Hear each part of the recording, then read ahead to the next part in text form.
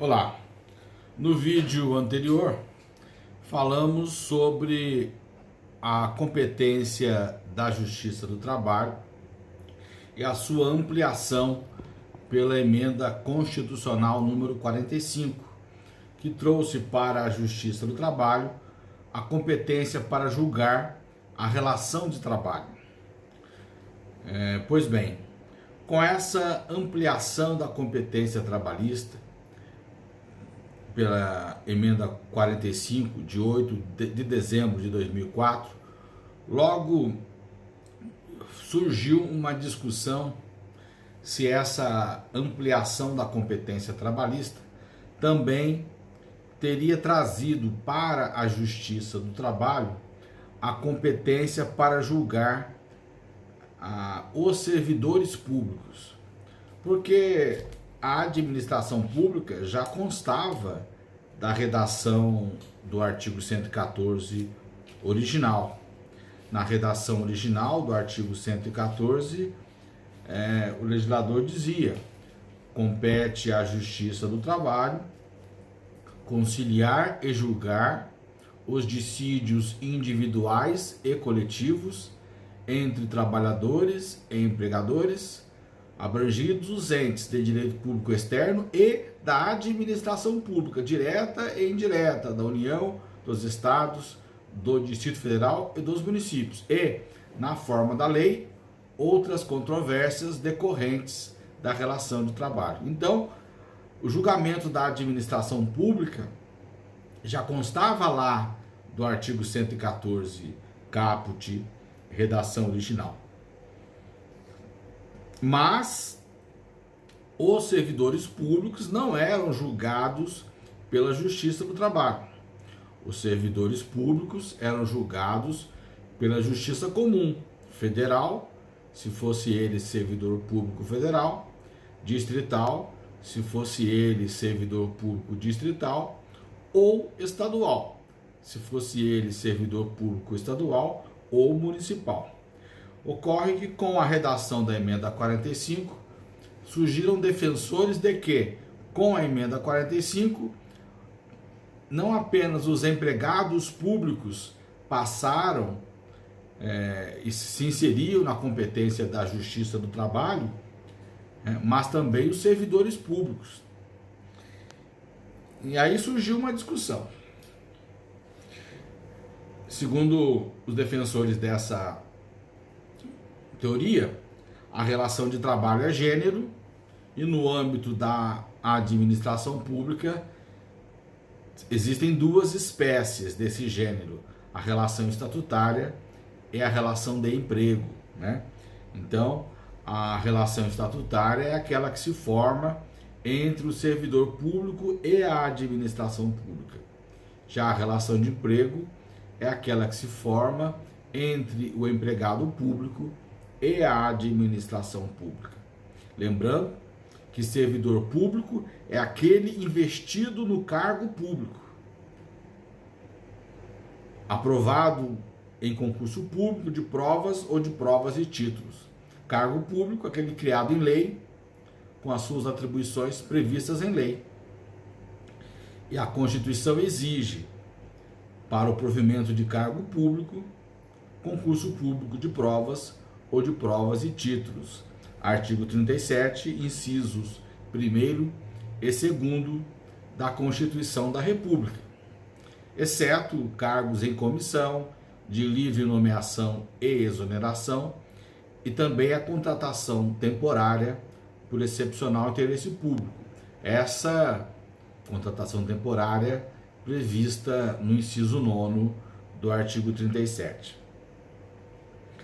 O servidor público não tem direitos trabalhistas. A CLT não se aplica ao servidor público. Aliás, o artigo 7º da CLT é expresso nesse sentido, dizendo: artigo 7º da CLT: os preceitos constantes da presente consolidação, salvo quando for, em cada caso, expressamente determinado em contrário, não se aplicam. A linha C. aos funcionários públicos da União, dos estados, dos municípios e aos respectivos extranumerários em serviço nas próprias repartições. D. Aos servidores de autarquias paraestatais, desde que sujeitos a regime próprio de proteção ao trabalho, que lhes assegure situação análoga à dos funcionários públicos. Então, a CLT, no artigo 7º, a linha C e D, ela exclui da sua proteção os servidores públicos. Servidor público é aquele é regido pelo Estatuto do Servidor Público Civil. E a eles, a Constituição estende alguns direitos, mas não todos, conforme se observa no parágrafo 3º do artigo 39 da Constituição da República. O artigo 39 trata dos servidores públicos e no seu parágrafo 3º dispõe: aplica-se aos servidores ocupantes de cargo público o disposto nos incisos no artigo 7º, incisos 4º, 7º, 8º, 9º, 12, 13, 15, 16, 17, 18, 19, 20, 21 e 30, podendo a lei estabelecer requisitos diferenciados de admissão quando a natureza do cargo o exigir. Então, o servidor público não tem todos os direitos sociais previstos no artigo 7º e que se aplicam aos trabalhadores urbanos e rurais. O servidor público tem apenas alguns direitos sociais do artigo 7º, conforme parágrafo 3º do artigo 39 da Constituição. Fora estes, os seus direitos devem constar do Estatuto, editado em conformidade com a competência do ente federativo. No caso da União, o Estatuto do Servidor Público Civil da União é a Lei 8.112 de 1990. No caso do Distrito Federal, dos estados e dos municípios, deve existir uma lei específica a respeito. Essa discussão, competência para julgar servidor público na Justiça do Trabalho, já havia sido enfrentada pelo Supremo Tribunal Federal. Isto porque, em 1990, quando da publicação da Lei 8.112, Estatuto do Servidor Público Civil da União, ele tinha um artigo que dava à Justiça do Trabalho competência para julgar o servidor público. E a matéria chegou ao Supremo Tribunal Federal através da ação direta de inconstitucionalidade número 492, dígito 1. E nessa ADI 492, dígito 1, o STF reconheceu que o termo trabalhador, previsto na redação original do artigo 114 da Constituição de 1988, não abrange o servidor público investido de cargo público, ou seja, o estatutário. Portanto, era pacífico que o servidor público não era julgado pela Justiça do Trabalho, mas pela Justiça Comum, federal, distrital ou estadual, conforme o caso. Ocorre que, antes da emenda 45 ser promulgada e publicada no Diário Oficial, o projeto de emenda constitucional que lhe deu origem, a PEC 96 de 1999, na Câmara dos Deputados, e depois PEC 29/2000 no Senado Federal, na redação do inciso 1º do artigo 14, constava do referido projeto de emenda constitucional a seguinte redação: artigo 114, compete à Justiça do Trabalho processar e julgar, primeiro, as ações oriundas da relação de trabalho, abrangidos os entes de direito público externo e da administração pública direta e indireta da União, dos Estados, do Distrito Federal e dos municípios, exceto os servidores ocupantes de cargos criados por lei, de provimento efetivo ou em comissão, incluídas as autarquias e fundações públicas dos referidos entes da federação. Ou seja, no projeto de emenda constitucional era reproduzida a redação original do artigo 114, que já abrangia na competência trabalhista a administração pública direta e indireta da União, dos Estados, do Distrito Federal e dos municípios. Mas aí veio uma ressalva no projeto de emenda constitucional: exceto os servidores ocupantes de cargos criados por lei, de provimento efetivo ou em comissão. Essa ressalva, exceto os servidores ocupantes de cargos criados por lei, de provimento efetivo ou em comissão, não foi aprovada. Ou seja, o texto aprovado, inciso 1º do 114, excluiu a ressalva que eu li.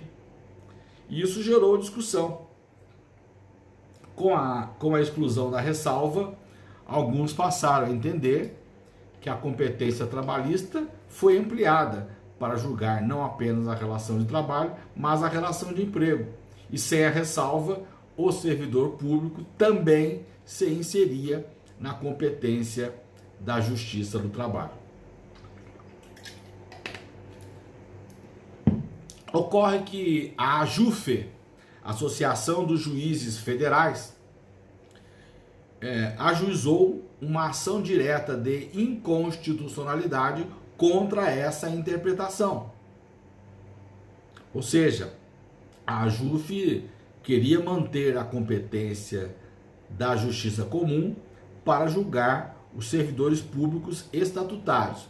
Essa ADI recebeu o número 3.395, dígito 6. Na ADI 3395, dígito 6, em 27 de janeiro de 2005, o então presidente do Supremo Tribunal Federal, ministro ministro Nelson Jobim, proferiu decisão liminar na qual dispõe: suspendo ad referendum toda e qualquer interpretação dada ao inciso 1º do artigo 114 da Constituição Federal, na redação dada pela Emenda Constitucional número 45/2004, que inclua na competência da Justiça do Trabalho seus servidores, a eles vinculados por típica relação de ordem estatutária ou de caráter jurídico administrativo. Até o presente, o mérito dessa ADI 3395, dígito 6, não foi julgado. Mas a decisão preliminar permanece. Portanto, desde 27 de janeiro de 2005, portanto, há mais de 15 anos, continua esse entendimento. A ampliação da competência trabalhista não inclui o julgamento do servidor público estatutário ou que tem relação de caráter jurídico administrativo. A competência continua sendo da Justiça Comum. Essa decisão é erga omnes, ou seja, vale para todos e deve ser observada pela Justiça do Trabalho. Outro problema diz respeito aos servidores temporários. Conforme já mencionado, lá no inciso 9 do artigo 37, existe a possibilidade de contratação de servidor público temporário pela administração pública. Diz o inciso 9 do artigo 37 da Constituição: a lei estabelecerá os casos de contratação por tempo determinado, para atender a necessidade temporária de excepcional interesse público. Então, uma lei pode autorizar o município, o estado, ou o Distrito Federal, ou a União, contratar por prazo determinado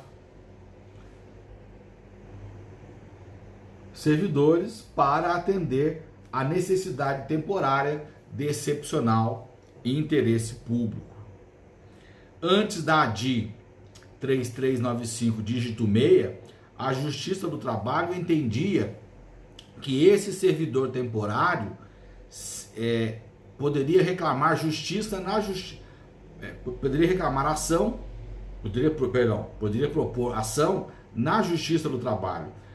A Justiça do Trabalho entendia ser competente para julgar o servidor público temporário.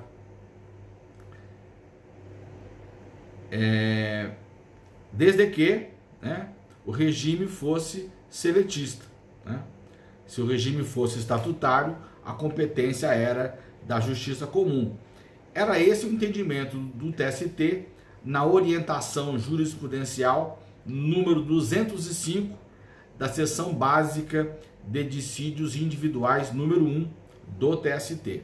A redação, que era de 2004, dizia o seguinte: compete à Justiça do Trabalho julgar reclamação proposta por professoras contratadas sob o regime diverso do seletista, designação temporária, na qual se pleiteia o reconhecimento de vínculo empregatício e o recebimento de verbas trabalhistas, uma vez que a competência em razão da matéria é definida a partir do pedido e da causa de pedir deduzidas em juízo.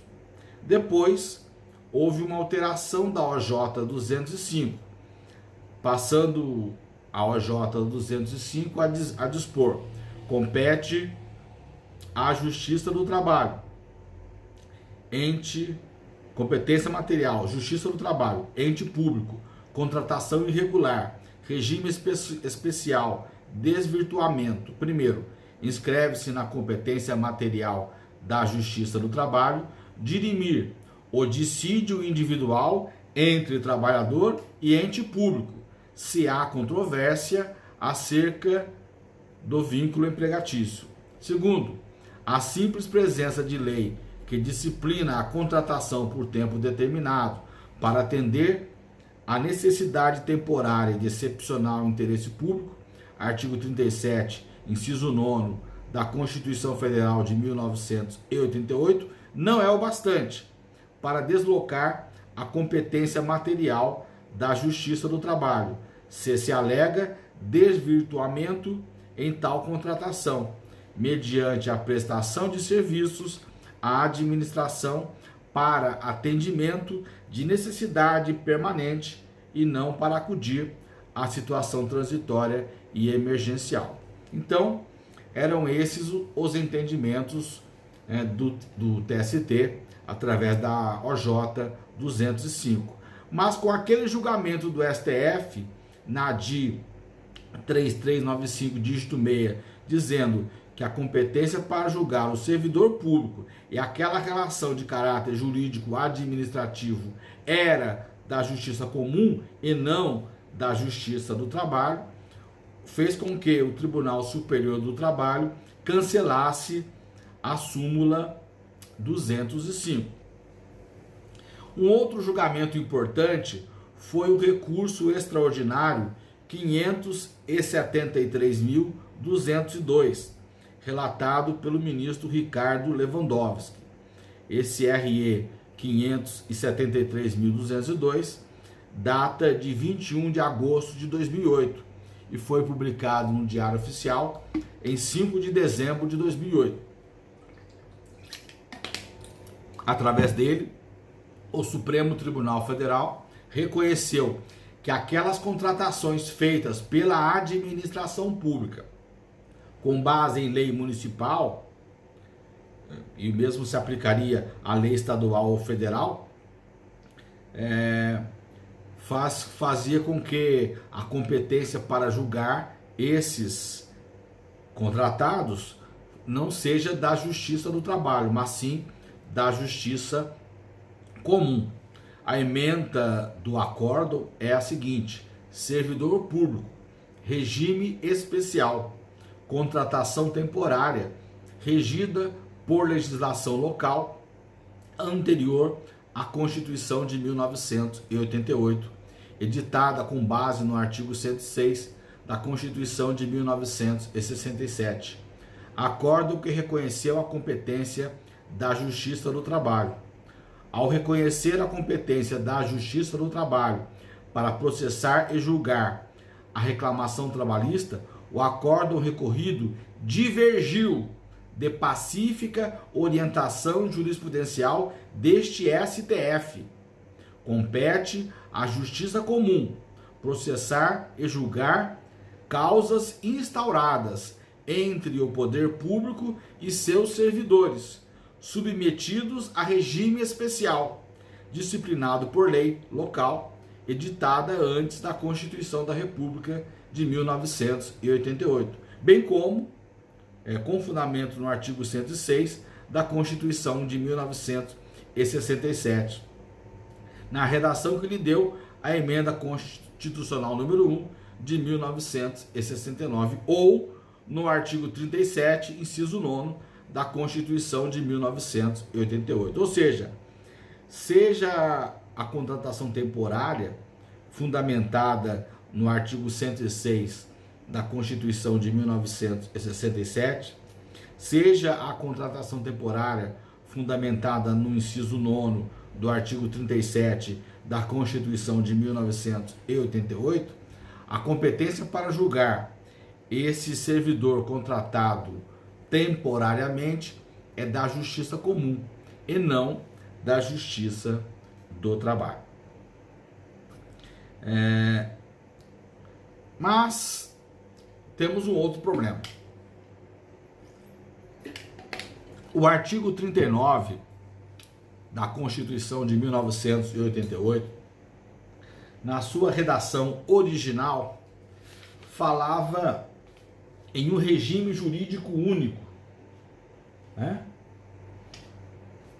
A União, os estados, o Distrito Federal e os municípios instituirão no âmbito de sua competência regime jurídico único e planos de carreira para os servidores da administração pública direta, das autarquias e das fundações públicas. Então, o artigo 39 caput da Constituição, na redação original, falava em regime jurídico único. Mas qual seria esse regime jurídico único? A Constituição não dizia. A doutrina, principalmente os administrativistas, diziam: o regime jurídico único só pode ser um, o administrativo. Mas isso não estava no texto constitucional. Alguns defendiam que o regime jurídico único pudesse ser o seletista, desde que fosse o único regime. A União adotou o regime estatutário, Lei 8.112 de 1990. Os estados, o Distrito Federal, via de regra, também adotaram o regime estatutário. O problema estava nos municípios. Vários municípios adotavam o regime seletista, o da CLT. E aí entendia-se que, sendo adotado o regime seletista, a CLT se aplicaria aos servidores dos municípios, bem como o artigo 7º da Constituição na sua totalidade. O problema é que em 1998, a emenda constitucional número 19, a reforma administrativa, excluiu do caput do artigo 39 a expressão regime jurídico único, passando a admitir que a administração pública realizasse contratações pelo regime seletista. Isso não estava expresso, mas simplesmente não se falava mais em regime jurídico único, de forma que a interpretação que decorreu após a emenda 19 era de que a administração poderia tanto adotar o regime seletista quanto o estatutário, um ou outro, ou ambos. Não havia mais a exigência de regime jurídico único.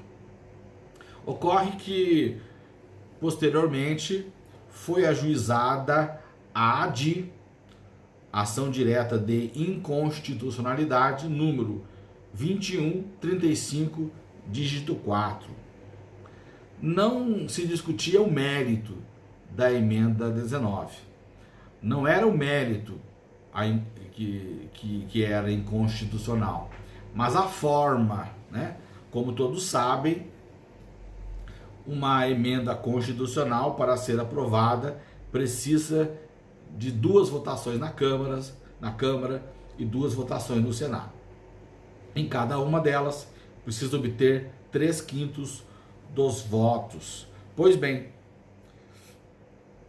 na Câmara dos Deputados, em primeiro turno, a emenda 19 obteve 298 votos favoráveis e foi declarada aprovada, mas, considerando o número de deputados federais, que é de 513, 298 votos não representam 3/5 dos votos. Para que se obtivessem 3/5 dos votos, eram necessários 308 votos favoráveis. Portanto, faltaram 10 votos para o quórum qualificado de 3/5 para aprovar a emenda 19 em primeira votação. Mesmo assim, ela foi declarada aprovada e prosseguiu. Na segunda votação, ela obteve 3/5 dos votos e no Senado, nas 2 votações, ela obteve 3/5 dos votos. Mas na primeira votação, faltaram 10 votos. Portanto, a emenda estava rejeitada. No entanto, ela prosseguiu e foi promulgada a emenda constitucional em 1998. Até que, em 2 de agosto de 2007, o Supremo julgou a ADI 2135, dígito 4, relatora ministra Ellen Grace. A publicação no Diário Oficial se deu no dia 7 de março de 2008. E nesse julgamento, o Supremo julgou inconstitucional a alteração feita no artigo 39 da Constituição da República pela emenda 19. Voltando, portanto, à redação original, aquela que diz que a União, os estados, o Distrito Federal e os municípios instituirão, no âmbito de sua competência, regime jurídico único. Ocorre que nesse julgamento da ADI 2135, dígito 4, o Supremo se pronunciou sobre o regime jurídico único, ou seja, o Supremo disse qual deve ser o regime jurídico único. O Supremo disse: o regime jurídico único só pode ser o estatutário para a União, os estados, o Distrito Federal e os municípios. Ou seja, a administração direta, suas autarquias e suas fundações públicas.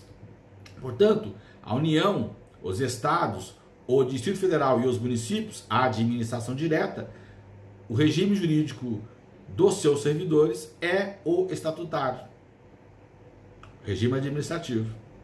O mesmo se aplica às autarquias e às fundações públicas.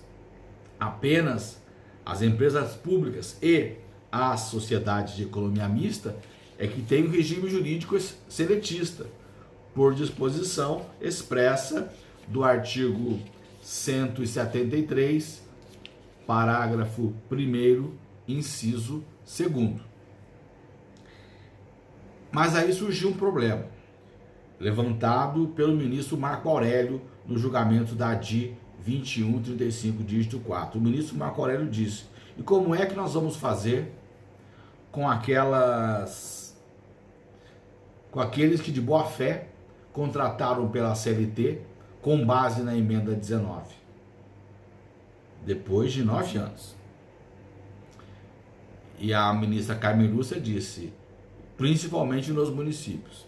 E aí o Supremo estabeleceu, até aquela data, julgamento da ADI 2135, dígito 4, as contratações pela CLT, pela administração pública direta, autárquica e fundacional, seriam consideradas legais, compatíveis com a mudança efetuada pela emenda 19, portanto, constitucionais. A partir daquele momento, a partir daquele julgamento, não seria admitida a contratação pela CLT. De forma que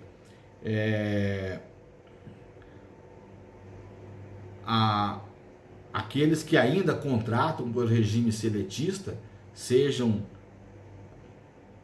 da administração direta, autárquica ou fundacional, estão violando a decisão da ADI 2135, dígito 4. Né? O que leva os tribunais trabalhistas a entenderem que a Justiça do Trabalho não possui competência para julgar os servidores seletistas da administração direta, autárquica e fundacional pública. Então, apesar de alguns entes, principalmente prefeituras, continuarem contratando pela CLT, a competência para julgar esses servidores de prefeituras regidos ainda pela CLT não é da Justiça do Trabalho, mas da Justiça Comum, por força da ADI 2135, dígito 4. Com relação às autarquias de regime especial, a Lei 10.871 prevê que o regime jurídico das chamadas agências reguladoras, que são autarquias de regime especial, é estatutário e, portanto, a competência será da Justiça Federal Comum para julgar os servidores públicos das agências reguladoras. Mas, afinal, qual é a competência da Justiça do Trabalho quando ela menciona a administração pública da União, dos estados, do Distrito Federal e dos municípios? Aquela competência que já constava do 114, redação original, e agora que continua constando do inciso 1º do 114. Ora, a competência para julgar a administração pública é apenas nas hipóteses de contratação de empregados públicos. E os empregados públicos são aqueles contratados pelas empresas públicas e pelas sociedades de economia mista. Lá na Constituição, no artigo 173, o artigo 173 da Constituição estabelece: ressalvados os casos previstos nesta Constituição, a exploração direta de atividade econômica pelo Estado só será permitida quando necessária aos imperativos da segurança nacional ou de relevante interesse coletivo, conforme definidos em lei. Então, exploração de atividade econômica não é matéria típica do Estado, mas pode ser que o Estado resolva explorar atividade econômica. Pode ser que o Estado entenda ser importante ter um banco, como tem o Banco do Brasil, como tem a Caixa Econômica Federal. Então, a lei vai autorizar o Estado, o governo federal, a ter um banco, Banco do Brasil, Caixa Econômica Federal, a ter uma empresa de correios e telégrafos, a ter uma empresa que explore petróleo, a Petrobras. Então, a exploração da atividade econômica por parte do Estado, naquelas áreas em que ele acha importante e que poderiam ser muito bem desenvolvidas pela iniciativa privada, mas o Estado acha importante ele explorar, se assim for autorizado por lei, ele o fará, ou através de empresa pública ou de sociedade de economia mista. como é do conhecimento de quem estuda direito administrativo, na empresa pública, 100% do capital é público. Já na sociedade de economia mista, regida por ações, no mínimo 51% das ações pertencem ao Estado. Os outros 49% podem pertencer a pessoas privadas. Mas, seja empresa pública ou sociedade de economia mista, o parágrafo 1º do artigo 173 da Constituição diz: a lei estabelecerá o estatuto jurídico da empresa pública, da sociedade de economia mista e de suas subsidiárias, que explorem a atividade econômica de produção ou comercialização de bens ou de prestação de serviços, dispondo sobre, inciso 2º, a sujeição ao regime jurídico próprio das empresas privadas, inclusive quanto aos direitos e obrigações civis, comerciais, trabalhistas e tributários. Ou seja, as empresas públicas e a sociedade de economia mista têm o regime jurídico próprio das empresas privadas. E, portanto, os seus empregados são empregados públicos.